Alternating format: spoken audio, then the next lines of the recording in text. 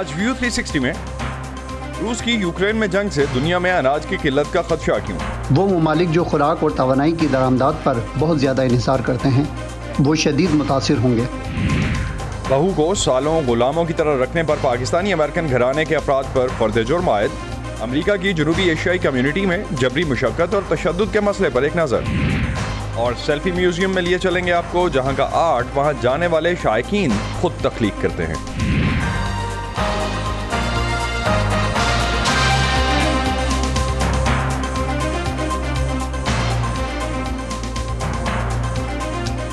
Voice of America کے Washington studios میں آپ سب کو خوش آمدید۔ آپ دیکھ رہے ہیں پروگرام ویو 360 اور میں ہوں اسد اللہ خالد۔ یوکرین کی جنگ سے دنیا بھر میں خوراک کی ترسیل اور قیمتیں متاثر ہو رہی ہیں۔ گندم اور مکئی کی قیمتیں عالمی منڈیوں میں تاریخ کی بلند ترین سطح پر ہیں۔ وائٹ ہاؤس کے مطابق روس کے یوکرین پر حملے کے بعد سے عالمی سطح پر خوراک کی قیمتوں میں تقریباً 13% اضافہ ہو چکا ہے۔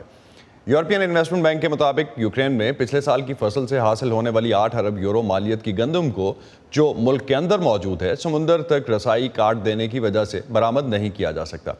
وائس آف امریکہ سے بات کرتے ہوئے امریکن انٹرپرائز انسٹیٹیوٹ کے ڈیسمنڈ لیکمن نے خاص طور پر ایسے ملکوں میں خوراک کے بحران کا خدشہ ظاہر کیا ہے جن کا بڑی حد تک انحصار اجناس کی درآمدات پر ہے۔ یہ عالمی معیشت کے لیے ایک بڑی تبدیلی ہے۔ یہ وہ ممالک ہیں جو سب سے زیادہ متاثر ہوں گے۔ وہ ممالک جو خوراک اور توانائی کی درآمدات پر بہت زیادہ انحصار کرتے ہیں وہ شدید متاثر ہوں گے۔ سیاسی لحاظ سے یہ ان ملکوں کے لیے انتہائی مشکل ہوگا۔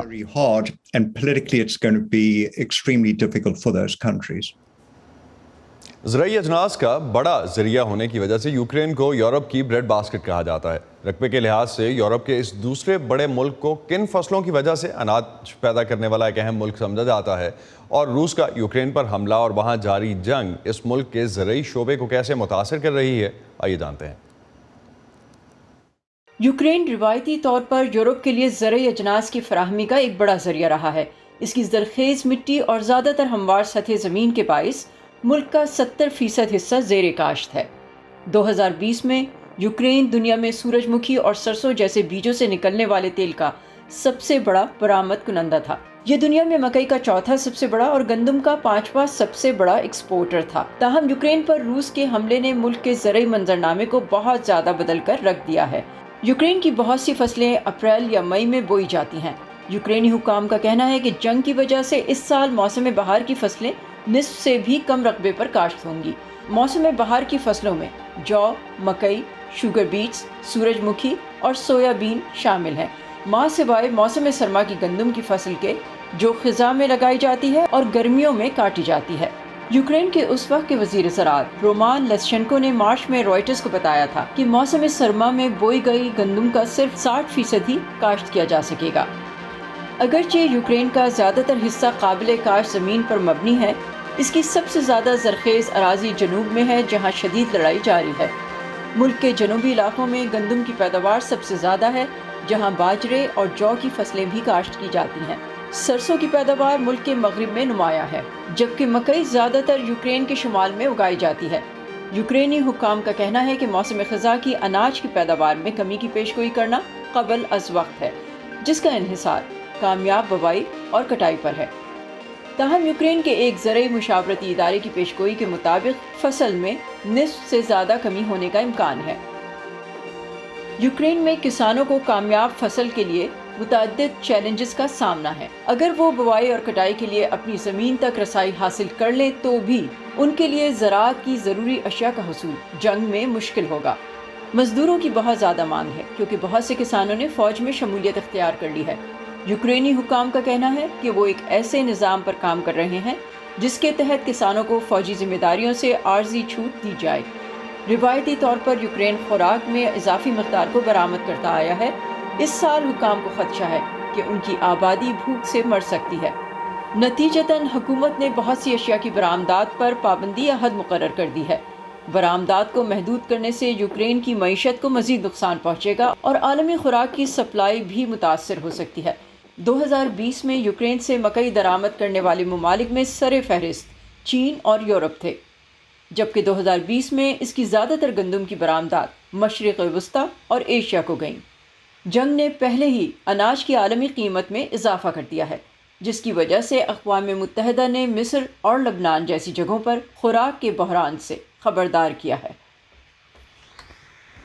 اقوام متحدہ کے مطابق یوکرین کے خلاف روس کی جنگ کی وجہ سے خوراک اور ایندھن کی قیمتیں 1990 کے بعد اس سال 30 سال کی بلند ترین سطح تک پہنچ گئی ہیں۔ گندم اور دیگر اجناس کی بین الاقوامی منڈیوں میں مسلسل بڑھتی ہوئی قیمتیں اور پاکستان میں گندم کے ممکنہ بحران کے حوالے سے کافی حد تک سوالات اٹھتے رہے ہیں۔ جو اس وقت صورتحال پاکستان میں بن رہی ہے یا جو اس رپورٹ میں ابھی ہم دیکھ رہے تھے، جس طرح سے درآمدی ایسے ممالک جو اجناس درآمد کر رہے ہیں ان کی خوراک کا دار و مدار جو ہے وہ ان درآمدات پر ہے، ان کے لیے یہ مسائل زیادہ بڑھ سکتے ہیں، کیونکہ ابھی بھی اگر ہم انٹرنیشنل مارکیٹ میں گندم کی قیمت دیکھتے ہیں یا مکئی کی قیمت دیکھتے ہیں، جو کی قیمت دیکھتے ہیں، سویابین کی قیمت دیکھتے ہیں، ان سب کی قیمتیں اس وقت تقریباً اپنے 30 سے 40 سالوں کی کم سے کم بلند ترین سطح پر ہیں، اور اس کے علاوہ اگر ہم کچھ اجناس کو دیکھتے ہیں تو ان کی ہسٹورک ہائی لیول پہ اس وقت پرائسز ہیں۔ اس سارے کا انفلیشن میں جس طرح سے ایڈ آن ہو رہا ہے پاکستان جیسے ممالک میں بھی اور باقی دنیا میں بھی، وہ کافی حد تک کنٹریبیوٹ کر رہا ہے کسی بھی ملک کی اکانومی میں اور اس کے ڈیفیسٹس وغیرہ میں، جو کہ عوام کے لیے بھی پریشان کن بنتا نظر آتا ہے۔ خرم شہزاد معاشی امور کے ماہر ہیں، اس وقت ہمارے ساتھ موجود ہیں۔ خرم، پاکستان میں نئی حکومت بنے ابھی چند ہی ہفتے ہوئے ہیں، جن مسائل کا اس حکومت کو سامنا ہے ان میں گندم کی کمی سے نمٹنا بھی شامل ہے۔ کیا کوئی اقدامات اٹھائے گئے ہیں اس حوالے سے اس حکومت کی طرف سے؟ جی السلام علیکم، thank you very much for having me. Asad, دیکھیں اقدامات تو ابھی کوئی کچھ خاص لیے نہیں گئے ہیں ابھی تک، کیونکہ اس میں پیٹرول کی سبسڈی بھی ہے، فوڈ کی سبسڈی بھی ہے، بلکہ آٹا میرے خیال میں تھوڑا سا سستا کیا گیا ہے، اور اس کے ساتھ ساتھ جو ہے پیٹرول جو ہے پچھلی گورنمنٹ نے سستا کیا تھا اور اس گورنمنٹ نے اس کو کنٹینیو کیا ہے۔ تو میرے خیال میں ابھی تو کوئی اقدامات نہیں ہیں، لیکن ہاں امپورٹ تو ہم نے ضرور کرنا ہے۔ پچھلے سال تقریباً کوئی $600 ملین کی گندم امپورٹ کی تھی، اس سال رفلی کوئی $1.25 سے $1.5 بلین کی ہم شاید امپورٹ کریں، کیونکہ جو پرائسز ہیں وہ کافی زیادہ بڑھ گئی ہیں، اور ایک پر ٹن جو ہے تقریباً کوئی $400 وہ ایڈ ہوا ہے بیکاز آف یوکرین اور رشیا ایشو، کیونکہ یوکرین جو ہے اور رشیا یہ دونوں ٹوٹل جو آپ کی ویٹ مارکیٹ ہے اس کا رفلی 25% دنیا کا ایکسپورٹ کا پروڈیوس کرتے ہیں، اور رشیا اکیلا جو ہے وہ 18% جو ہے پوری دنیا کا ویٹ پروڈیوس کرتا ہے، اور یوکرین بھی اسی طرح سے جو ہے تقریباً جو ہے اس کے لگ بھگ کرتا ہے، اور اس کے ساتھ پھر انڈیا ہے، انڈیا جو ہے سیکنڈ لارجسٹ ہے، تقریباً 13-13.5% اس کا شیئر ہے۔ تو دیکھیں یوکرین اور رشیا کا جو ایشو ہے اس کی وجہ سے نمبر 1 ویٹ کی پرائسز پہ امپیکٹ آنا، ایکسپورٹ کموڈٹی کے بہت بڑے پروڈیوسرز ہیں دونوں، پھر گیس اور اس کے بھی ہیں انرجی کے بھی، لیکن ساتھ ساتھ انڈیا کا بھی اب جو ہے ایکسپورٹ نہ کرنے کا جو فیصلہ ہے وہ بھی بہت ایک بڑا پرابلم ہو سکتا ہے۔ خرم، ایک چیز میں تھوڑا سا پاکستان کے اینگل سے اس پرسپیکٹو سے دیکھوں، جس طرح سے آپ نے بھی ابھی سبسڈی کا حوالہ دیا، اس مہینے اگر ہم پچھلے مہینے کی سبسڈی دیکھتے ہیں، کوئی 120 ارب کی سبسڈی پہلے 15 دن میں 50-55 ارب روپے کی سبسڈی رہی پیٹرول کے حوالے سے، یا گیس جو اگر ہم گیسولین کے حوالے سے بات کر رہے ہیں 70 ارب روپے کی جو ہے وہ سیکنڈ ہاف میں رہی آف لاسٹ منتھ۔ تو 120 ارب کی سبسڈی اس سائڈ پہ ہے۔ IMF کے ساتھ مذاکرات یا جو بھی ڈائلاگ ہے اور اگلا ریویو جو ہے وہ کل سے شروع ہو رہا ہے، کس طرح سے ہم اس وقت بات کر سکتے ہیں کہ پاکستان جو ہے کانفیڈنٹ ہے کہ IMF کو کانفیڈنس ملے گا؟ کرنٹ اکاؤنٹ ڈیفیسٹ بھی اپنی جگہ پہ ہے اور بجٹ ڈیفیسٹ بھی اپنی جگہ پہ۔ دیکھیے بہت مشکل ہے، بہت ٹف کال ہے، کیونکہ یہ 18 کو کل سے یعنی کہ شروع ہو رہے ہیں مذاکرات، اور یہ آئی تھنک 23 تک جائیں گے، مئی 23 تک۔ اس کے بعد کوئی فیصلہ آئے گا کہ IMF یا تو پروگرام کو بحال کر رہا ہے یا کوئی نیا پروگرام کی بات ہو رہی ہے۔ ویسے تو پروگرام کو بحال کرنے کی بات ہو رہی ہے، لیکن پرابلم وہی ہے اسد کی سٹیبلٹی، پولیٹیکل سٹیبلٹی بڑی ضروری ہے، کہ اگر گورنمنٹ یہ کہتی ہے کہ جی ہم الیکشن میں جا رہے ہیں، لیٹس سے 20 کی ڈیٹ ہو رہی ہے کہ جی ہو سکتا ہے 1-2 دن میں گورنمنٹ یہ اناؤنس کر دے کہ جی ہم تو الیکشن میں جا رہے ہیں، اور یہ جو پولیٹیکل ایشو ہے یہ بہت بڑا ہو گیا ہے، یہ پولیٹیکل سٹیبلٹی کا بہت بڑا ایشو ہے، تو گورنمنٹ ہو سکتا ہے الیکشن اناؤنس کر دے، لیکن لائکلیہڈ یہ بھی ہے کہ گورنمنٹ جو ہے پورے سال کے لیے رکے اور ان ایشوز کو ہینڈل کرے، اور ایک سرٹن لیول پہ اکانومی کو پہنچائے جس میں سبسڈیز کم ہو، قرضے کم ہو، ریلیٹیولی انفلیشن کم ہو۔ ایکسٹرنل اکاؤنٹ کے جو اس وقت رسکس ہیں، ہمیں کوئی تقریباً $5 ارب چاہیے اگلے جو 6 سے 8 ویکس میں، ہم نے ری پیمنٹ وہ ہم کیسے ارینج کر سکیں، ہمارے فرینڈلی کنٹری ساتھ آ جائیں۔ ایک چیز بالکل لاسٹ پہ، آئی گاٹ دیٹ پوائنٹ، مجھے صرف لاسٹ پہ یہ بتائیے گا، درآمدات کم کرنے کا سبھی کی طرف سے مشورہ دیا جا رہا ہے، ہم جس بھی کسی سے بات کرتے ہیں ایکسپرٹ سے وہ کہتے ہیں کہ درآمدات پہ کنٹرول کریں، that would help, what's your take on that? جی بالکل، اس پہ دو اوپینینز نہیں ہو سکتے، لیکن برآمدات کون سی کم کی جائے، کیونکہ 80% تو پاکستان یا تو را مٹیریل کرتا ہے یا بیسک جو ہے انڈسٹریل مٹیریلز کرتا ہے یا اپنے فوڈ آئٹمس کرتا ہے. یہ میں ویٹ کی بات کر رہا ہوں، $1.5 ارب کی ویٹ اگر امپورٹ کر رہے ہیں تو وہ تو ضروری ہے، کیونکہ 26 ملین ٹن ہم 26.5 ملین ٹن ہم پروڈیوس کرتے ہیں. اور لیکن جو V8 امپورٹ ہو رہے ہیں، جو V8 امپورٹ ہو رہے ہیں، جو لگژری آئٹمس امپورٹ ہو رہی ہیں، اگر ان کو روکا جاتا ہے تو کتنا ڈفرنس آئے گا؟ جی میں ہمیشہ یہ سجیسٹ کرتا آیا ہوں ابھی میں نے کہ آپ فار دا ٹائم بینگ یہ جو بڑے انجن کی گاڑیاں ہیں جو کہ جسے ہم فیول گزلرز کہتے ہیں، جن کا جو سبسڈی بھی زیادہ لیتے ہیں پلس پیٹرول بھی بہت زیادہ یوز کرتے ہیں، تو ان کو ایٹ لیسٹ آپ فار دا ٹائم بینگ بین کر دیں. تقریباً $8 سے $1.5 ارب کا 2 مہینے کا فرق پڑ سکتا ہے. پھر میں بھی یہ بھی ریکمینڈ کر رہا تھا کہ آپ ورکنگ جو ڈیز ہیں ان کو 4 کر دیں، ورک فرام ہوم کی پالیسی اپنائیں. یہ اسمارٹ ڈیسیجنز ہیں. اس کے ساتھ ساتھ آپ جو ہے مارکیٹس کو جلدی بند کریں، 7 بجے بند کر دیں مارکیٹس کو. اس میں تو کوئی پولیٹیکل کیپٹل جو ایٹ ریسک نہیں ہو سکتا. تو یہ سب اقدامات کریں. جی ڈیفینیٹلی یہ سجیشنز کو ہم گورنمنٹ تک بھی پہنچ رہی ہیں. لیٹس سی کہ پاکستان گورنمنٹ کس طرح سے اس پہ ریئیکٹ کرتی ہے. بہت شکریہ آپ سے بات کرنے کا. Thank you. VOA نیوز کی نئی اسمارٹ فون ایپ، تازہ ترین خبریں، دلچسپ آڈیو ویڈیو رپورٹس اور منفرد تجزیے. دیکھیں، سنیں، پڑھیں اور شیئر کریں. سیٹنگز کے ذریعے اپنی پسند کی زبان کا VOA کی نئی ایپ میں انتخاب کریں. پراکسی کی مدد سے پابندیوں کے باوجود معلومات تک رسائی حاصل کریں. پش نوٹیفیکیشنز آن رکھیں تاکہ آپ رہ سکیں ہر لمحہ باخبر. VOA نیوز کی نئی smart phone app download کیجیے گوگل پلے اور ایپ اسٹور سے.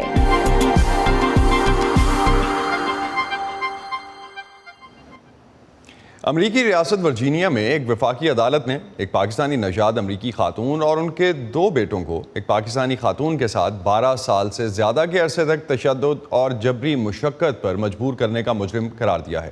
اس مقدمے کی سماعت 4 مئی کو شروع ہوئی تھی اور جمعے کے روز رچمنڈ کے ڈسٹرکٹ کورٹ نے ان تینوں پر فرد جرم عائد کی. اس کیس کی تفصیلات کیا ہیں اور ان خاتون پر گزشتہ 12 برسوں میں کیا بیتی، جانتے ہیں سعدیہ زیب رانجھا سے. سعدیہ، کیا بیک گراؤنڈ تھا اس کیس کا؟ جی اسد، یہ خاتون جن کا نام میڈیا میں خفیہ رکھا گیا ہے، اسلام آباد پاکستان سے 2002 میں شادی کے بعد یہاں ورجینیا کے ایک قصبے میں آئی تھیں. آتے ہی انہیں اس خاندان نے بتایا کہ انہیں اگر اپنا گھر بسانا ہے تو زاہدہ امان یعنی ان کی ساس کو خوش رکھنا ہوگا، اور اسی وقت ان سے ان کا سارا زیور اور پاکستان میں ان کے خاندان اور دوستوں کے ٹیلی فون نمبرز والی جو ڈائری ہے وہ بھی لے لی گئی، اور گھر کے تمام کاموں کے ساتھ ساتھ 1 ایکڑ پر پھیلے لان کی گھاس کو ہاتھوں سے چلنے والی مشین سے کاٹنا، کپڑے ہاتھوں سے دھونا اور سارے گھر کو اندر باہر سے پینٹ کرنا، گھر کے مرکزی دروازے کے سامنے ڈرائی وے کو تن تنہا خود بنانا شامل ہے. بلکہ یہی نہیں، ان کو ذہنی اور جسمانی تشدد کا نشانہ بھی بنایا جاتا رہا، اور اسی دوران وہ 4 بچوں کی ماں بنی، لیکن انہیں ان کے بچوں کے سامنے مارا پیٹا جاتا، کھانا بند کر دیا جاتا، اور فریج ساس نے اپنے بیڈ روم میں رکھ لیا تاکہ ان کی بہو کچھ کھا نہ سکے. ان کے کسی سے بھی ملنے جلنے اور رابطے پر بھی پابندی تھی، اور انہیں بچوں سے الگ کر کے پاکستان بھیج دینے کی دھمکیاں دی جاتی رہیں. سعدیہ، ان خاتون کے شوہر کا کیا کردار تھا اس پورے معاملے میں؟ اسد، یہ جو ابھی جیوری نے جو جرائم ثابت کیے ہیں ان میں ان کے شوہر جو سلمان چودھری ہیں، ان کا نام کہیں ہمیں نظر نہیں آتا. ان کے جو شوہر ہیں وہ 2006 میں گھر سے چلے گئے تھے اور اپنے میڈیکل کریئر کی وجہ سے پہلے پنسلوینیا اور پھر کیلیفورنیا شفٹ ہوئے. وہیں ان کی کسی اور خاتون سے دوستی ہوئی اور سن 2013 میں منگنی بھی ہو گئی. لیکن ان کی جو پہلی بیوی ہے وہ ان کی ماں اور دونوں بھائیوں ریحان چودھری اور نعمان چودھری کی ملازمہ کے طور پر اپنے سسرال میں ہی یہ سارے مصائب برداشت کرتی رہیں. سن 2016 میں کسی طرح سے ان خاتون نے پاکستان میں اپنے بھائی سے رابطہ کیا اور ان کی مدد سے وہ اس گھر سے نکلنے میں کامیاب ہوئیں. اب وہ ریاست کنیٹیکٹ میں ہیں اور عدالت کے ذریعے 4 بچوں کی کسٹڈی بھی انہی کے پاس ہے. یہ جو کیس ہے اس کا ٹرائل 4 مئی کو ریاست ورجینیا کے دارالحکومت رچمنڈ کی جو ڈسٹرکٹ کورٹ ہے اس میں شروع ہوا تھا، اور 7 دن کے اس ٹرائل میں مدعی خاتون کی جو ساس ہے اور دونوں دیور، ان کو فورسڈ لیبر یعنی جبری مشقت اور کاغذات یا ان کی جو سفری دستاویزات ہیں ان کو اپنی تحویل میں رکھنے کے الزامات میں مجرم پایا گیا ہے. ابھی ان جرائم کی سزا کا اعلان نہیں کیا گیا، لیکن جبری مشقت میں زیادہ سے زیادہ جو سزا ہے وہ 20 سال اور دستاویزات کو اپنے قبضے میں رکھنے میں 5 سال قید کی سزا ہو سکتی ہے. اس کیس کی ایک اٹارنی جیسیکا ایبر نے جبری مشقت کو جدید دور کی غلامی کی ایک شکل قرار دیتے ہوئے کہا کہ اس طرح کی جو غلامی ہے اس کی اس ملک میں اور اس ریاست میں کوئی جگہ نہیں اور نہ ہی اس کی اجازت دی جائے گی. بہت شکریہ سعدیہ اس حوالے سے ہمیں اپڈیٹ کرنے کا. اسی موضوع پہ ہم مزید بات بھی کریں گے. ہمارے ساتھ نیو یارک سے جنوبی ایشیائی خواتین کے حقوق کے لیے کام کرنے والی تنظیم سکھی کی شلپی چیٹرجی موجود ہیں. امریکہ میں گھریلو تشدد کا نشانہ بننے والی خواتین کو قانونی مشاورت فراہم کرنے کا وسیع تجربہ ہے ان کا. شلپی، عام طور سے ہم آبائی ملکوں سے امریکہ لائے جانے والے گھریلو ملازمین کے کیسز میں جبری مشقت کی اصطلاح سنتے ہیں، اور کیا یہ اصطلاح عام گھریلو کام کاج کے لیے بھی استعمال ہو سکتی ہے عدالت میں؟ Good morning sir. یہ ہو سکتی ہے اگر فورس لیبر جو ہے وہ کس انٹینشن سے ہے، مطلب گھر کے کام کاج اگر کرتے ہیں وہ ہاؤس ہولڈ چورس ہیں، پر اگر انٹینشن ٹارچر کرنا ہے، اگر انٹینشن کنٹرول کرنا ہے تو ڈیفینیٹلی وہ فورس لیبر ہے. اور فورس لیبر کے ساتھ اگر کسی نے کسی کے ٹریول ڈاکیومنٹس بھی اپنے پاس رکھ لیے ہیں تو اس کا مطلب یہ ہے کہ وہ ان کو اسکیپ نہیں کرنے دینا چاہتے، ان کا فریڈم آف موومنٹ ان سے لے رہے ہیں. تو یہ کیس بائی کیس ڈیسائیڈ ہوگا، پر جو چیز سب سے زیادہ امپورٹنٹ ہوتی ہے ہر کیس میں کہ حد کیا تھی، حد پار کی یا وہ ریزنیبل تھا، انریزنیبل تھا، اس کے ساتھ سراؤنڈنگ فیکٹس کیا تھے، اس کے ساتھ emotional abuse, physical abuse, sexual abuse تھا، اور فریڈم آف موومنٹ تھی کہ نہیں تھی، اور ٹریول ڈاکیومنٹس ان کے پاس تھے کہ نہیں تھے. تو امریکہ جیسے ملکوں میں جب ہم خاص طور پہ ان کیسز کی بات کرتے ہیں تو ساؤتھ ایشین فیملیز جو ہیں ان کی لڑکیوں میں اور خواتین کے خلاف تشدد کے اس طرح کے سفری دستاویزات پر پابندی یا قبضہ کر لینے جیسے واقعات جو ہیں وہ بہت زیادہ ہیں اگر ہم پرپورشن میں دیکھتے ہیں. تو اس کی وجوہات کیا ہیں آپ کے خیال میں؟ اس کی وجہ دیکھیں، یہ تو ایک کنٹرول کرنے کا طریقہ ہے، right, it's an additional weapon. اگر آپ کسی کے ٹریول ڈاکیومنٹس رکھ لیتے ہیں تو وہ ٹریول نہیں کر پائیں گے، اسکیپ نہیں کر پائیں گے. اور ایک فارن کنٹری میں جہاں پہ آلریڈی ایک پرسن کا سپورٹ نیٹ ورک کافی لمیٹڈ ہے، اگر ایک فارن کنٹری میں اگر اس کے ٹریول ڈاکیومنٹس بھی اس کے ساتھ نہیں ہیں تو پھر وہ اور کتنا سہم کے وہاں پہ رہیں گے، رائٹ. تو اس چیز کو، کیونکہ جو مین جو اس کا یہ کرنے کا ریزن ہے وہ ہے اس پرسن کو کنٹرول کرنا، اس سے اس کی آئیڈینٹی دھیرے دھیرے لے لینا، اس کو ایسی سچویشن میں ڈالنا، اتنا آئسولیٹ کرنا کہ اگر وہ چاہے بھی تو کسی کو ریچ آؤٹ نہیں کر سکے ہیلپ کے لیے. لیکن یہ جو چیز آپ نے شلپی جس طرح سے آپ نے مینشن کیا، جن خواتین سے جبری مشقت لی جاتی ہے یا ان پر ذہنی اور جسمانی تشدد کیا جاتا ہے، وہ کبھی کبھار ہم دیکھتے ہیں کچھ کیسز میں مدد حاصل کرنے کی کوشش بھی نہیں کرتی. امریکہ میں ایسے خواتین کو تحفظ فراہم کرنے کے لیے کیا اقدامات موجود ہیں؟ یہ انٹرسٹنگ کویسچن ہے کہ وہ کیوں ہیلپ نہیں سیکھ کرتے، رائٹ. تو دیکھیے کئی سارے ریزنس ہیں. فائنینشیل ڈپینڈنس ہو سکتی ہے، بچے ہو سکتے ہیں، پھر امیگریشن کے ریزن ہے کہ اگر وہ ان پہ ڈپینڈ کرتے ہیں یہاں پہ اسٹیٹس کے لیے تو ان کو ڈپورٹ ہونے کا ڈر رہتا ہے. اور ان کی بیک ہوم کنٹریز میں بھی کئی بار ایسے ہوتا ہے کہ ہسبینڈ کی فیملی کافی پاورفل ہیں تو وہ ان کو تھریٹن کرتے ہیں. پر ایک چیز جو میں نے اپنے ایکسپیرینس میں دیکھی ہے کہ پہلے کچھ سال کوئی شادی میں اگر ابیوز ہے تو بھی کیوں نہیں ریچ آؤٹ کرتا ہے ہیلپ کے لیے، تو اس کی ایک وجہ ہے امید، رائٹ. کیونکہ کوئی ریلیشن شپ میں جب انٹر کرتا ہے، شادی اسٹارٹ کرتا ہے تو وہ یہ سوچ کے نہیں کرتا ہے کہ اس کا ڈیورس ہو یا گھر نہ بسے. تو وہ جو امید رہتی ہے کہ شاید یہ بندہ سدھر جائے گا، شاید اگر بچے ہوں گے تو ریلیشن شپ بیٹر ہو جائے گی، اگر مے بی اس کی جاب بیٹر ہو جائے گی، یا مے بی میں جاب کرنے لگوں گی یا میں جاب چھوڑ دوں گی، کچھ چیزیں چینج ہوں گی تو شاید بہتر ہو جائے. شلپی ایٹ دا ویری اینڈ مجھے یہ بتائیے کہ جس طرح خواتین جو شادی ہو کے سیٹل ہونے کے لیے امریکہ آتی ہیں انہیں ڈیفینیٹلی اپنے جو آبائی ملک ہیں وہ تو چھوڑنے پڑتے ہیں، تو ان کو آنے سے پہلے، امریکہ آنے سے پہلے ایسے واقعات سے بچنے کے لیے کیا انفارمیشن ہونی چاہیے ان کے پاس؟ فرسٹ آف آل مجھ کو لگتا ہے کہ ان کے پاس ایک ریسورس لسٹ ہونی چاہیے کہ اگر یہاں پر آتے ہیں اور ایسا کچھ ہوتا ہے تو ان کو کیا کرنا چاہیے. کالنگ 911 از این آپشن، پر اگر وہ نہیں کرنا چاہتے ہیں تو آرگنائزیشنس لائک سکھی، سیف ہورائزن، ان کو وہ ریچ آؤٹ کریں اور وہاں سے وہ سپورٹ لیں، سیفٹی پلاننگ کریں، شیلٹر کی انفارمیشن لیں. اور ایک جو یہ پورا ٹیبو ہے کہ ریچ آؤٹ کرنا یا سپریٹڈ ہو جانا، آئی تھنک وہ ایک کلچرل چینج کی ضرورت ہے، مائنڈ سیٹ کے چینج کی ضرورت ہے. پر میں یہ بھی کہوں گی کہ رسپانسبلٹی کیول ان کی نہیں ہے، رسپانسبلٹی کمیونٹی کی بھی ہے. How to support them, how can we transform from being bystander to upstander. ہماری بھی رسپانسبلٹی ہے کہ اگر کوئی آئسولیٹڈ ہے تو ہم اس کو ریچ آؤٹ کریں، اس کو انفارمیشن دیں as a community member, as a responsible person. بہت بہت شکریہ شلپی چیٹرجی. آپ ہم سے اس حوالے سے بات کر رہی تھیں کہ ڈومیسٹک وائلنس کے جو کیسز ہیں اور جو جبری مشقت کے کیسز ہیں امریکہ میں، اس حوالے سے کہاں سے اور کس طرح سے مدد لی جا سکتی ہے. Thank you for raising this important topic. Thank you. ہم جب خوف کو بے نقاب کرتے ہیں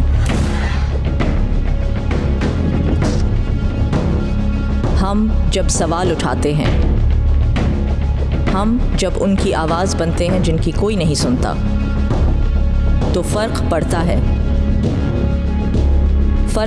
ہے آزاد صحافت سے۔ ہم ہیں وائس آف امریکہ، ہمارے لیے آزاد صحافت اہم ہے۔ آپ نے ایسے بہت سے میوزیم تو ضرور دیکھے ہوں گے جن میں آرٹ کے نمونے یا قدیم نوادرات کی نمائش کی جاتی ہے۔ آج ہم آپ کو ایسے میوزیم کی سیر کرا رہے ہیں جہاں سیاح خود آرٹ تخلیق کرتے ہیں۔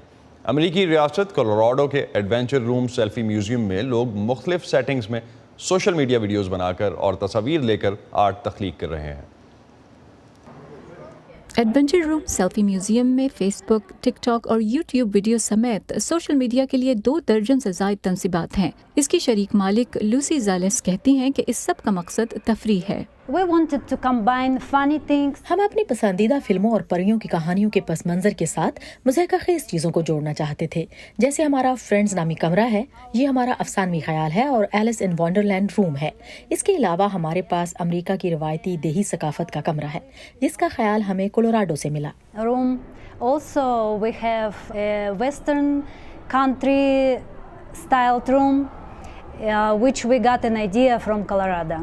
آپ یہاں لگائے گئے مختلف مناظر کو اپنے فون کے ساتھ بیک گراؤنڈ کے طور پر استعمال کرنے کے لیے ادائیگی کرتے ہیں، یا آپ میوزیم کے فوٹوگرافر کی خدمات حاصل کر سکتے ہیں اور مختلف پوز بنانے میں مدد حاصل کر سکتے ہیں۔ یہ مہمان اپنے خاندان کو لے کر آئے ہیں۔ اس کے بارے میں زبردست بات یہ ہے کہ آپ کو کسی پیشہ ور فوٹوگرافر کی ضرورت نہیں ہے، لیکن یقیناً آپ ایسا کر بھی سکتے ہیں۔ فرینڈز روم میرا پسندیدہ ہے کیونکہ میں نے اس شو کو کئی بار دیکھا ہے اور اس سے بہت سی یادیں تازہ ہو جاتی ہیں۔ ہم نے کافی تصویریں لیں، ہمیں واقعی یہ جگہ پسند ہے۔ یہاں پر ہماری پسندیدہ جگہ کاؤ بوائے روم ہے، وہاں پر گٹار، ہیٹ پہننا ہمیں حقیقی کاؤ بوائے جیسا محسوس ہوتا ہے۔ زیادہ تر عجائب گھروں کے برعکس یہاں آپ ہر چیز کو چھو سکتے ہیں، یہ دیکھنے کے لیے کہ ٹیسلا کی مشہور گیند میں بجلی اور پلازما کیسے کام کرتے ہیں، یا یہ محسوس کرنے کے لیے کہ کیلوں کی کرسی پر بیٹھنا کیسا ہوتا ہے۔ اگر آپ انسٹاگرام یا ٹک ٹاک پر آگے بڑھنے کی کوشش کر رہے ہیں تو یہ کچھ مواد ریکارڈ کرنے، کچھ عمدہ تصاویر لینے کے لیے ایک بہترین جگہ ہو سکتی ہے۔ میری بھانجیاں اگلے ماہ آ رہی ہیں تو میں انہیں یہاں لانے کے لیے بہت پرجوش ہوں۔ میوزیم کے ایک شریک مالک کا تعلق یوکرین سے ہے۔ لوسی زالس کہتی ہیں کہ وہاں جاری جنگ کے دوران یہاں کاروبار کھولنے پر توجہ مرکوز کرنا مشکل تھا۔ ان کا کہنا ہے کہ وہ اپنی آمدنی کا 10% یوکرینی یتیموں کو عطیہ کر رہے ہیں۔ We also have a lot of friends from Ukraine. ہمارے بہت سے یوکرینی دوست ہیں جن کے اہل خانہ اس خوفناک وقت میں ابھی وہاں ہیں، اس لیے ہم نے ضرورت مندوں کی مدد کرنے کا فیصلہ کیا ہے۔ Them in need. اس وقت اپنے سوشل میڈیا صارفین کی تعداد کو بڑھانے پر مرکوز ایڈونچر روم کا منصوبہ ہے کہ آگے چل کر وہ پارٹیوں کی میزبانی اور ملبوسات کے مقابلے بھی کروائیں گے۔ سویتلانا پریسٹینسکا کے ساتھ فائزہ بخاری، وائس آف امریکہ۔ آپ بھی جب کبھی ٹریول کر رہے ہیں کہیں، یا آپ کی نیبرہڈ میں بھی کون سے ایسے سپاٹس ہیں جہاں پہ آپ جا کے سیلفی لینا اور خاص طور پہ اسنیپ چیٹ، ٹک ٹاک، انسٹاگرام یا کسی بھی سوشل میڈیم پہ شیئر کرتے ہیں؟ آج کل تو جس طرح سے ٹک ٹاک پاپولر ہے اور جس طرح سے اس پہ ہم دیکھ رہے ہیں کہ مونیٹائز بھی کیا جاتا ہے، لوگ اس سے پیسے بھی کما رہے ہیں، تو یہ شاید اس طرح کے آئیڈیاز اس کو بہتر کرنے کے لیے ایک قدم ثابت ہو سکتے ہیں۔ اپنی نیبرہڈ میں دیکھیے، ہمیں بھی بتائیے کہ آپ کی نیبرہڈ میں کون سے ایسے سپاٹس موجود ہیں۔ اسی پہ ختم کرتے ہیں آج کا ویو 360۔ اسٹے سیف، اور پاکستان اور خطے سمیت دنیا بھر کی اہم خبروں اور دلچسپ معلومات کے لیے آپ آ سکتے ہیں ہماری ویب سائٹ urduvoa.com پر۔ یہ سارا کانٹینٹ آپ کو ملے گا ہمارے سوشل میڈیا پلیٹ فارمز پر بھی، facebook.com/VOA Urdu، یوٹیوب پر ہمارا چینل ہے VOA اردو کے نام سے، اور ٹویٹر اور انسٹاگرام پر ہمارا ہینڈل ہے @VOA Urdu۔ اب تک کے لیے اتنا ہی۔ اسد اللہ خالد کو اجازت دیجیے، خدا حافظ۔